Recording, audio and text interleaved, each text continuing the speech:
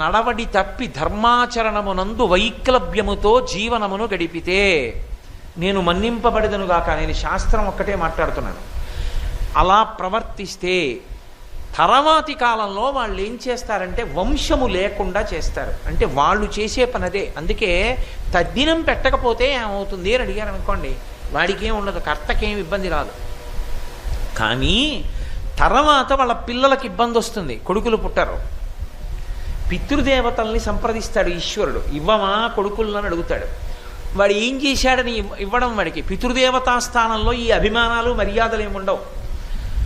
ఇవ్వక్కర్లేదని చెప్తారు పితృదేవతలు, కొడుకుల్ని ఇవ్వరిక. కర్మసంతానం ఉండదు. అక్కడితో ఆ ఇంటి సింహాసనానికి నీరాజనం ఆగిపోతుంది. ఆగిపోయి అల్లుడి గోత్రం వేరు, అల్లుడు ఈ సింహాసనం తీసుకోడు. కాబట్టి ఏం చేస్తారంటే ఆ పంచాయతనాన్ని, ఆ సింహాసనాన్ని నీటిలో కలిపేయవలసి ఉంటుంది. ఆ స్థితి రాకూడదు అంటే కొడుకు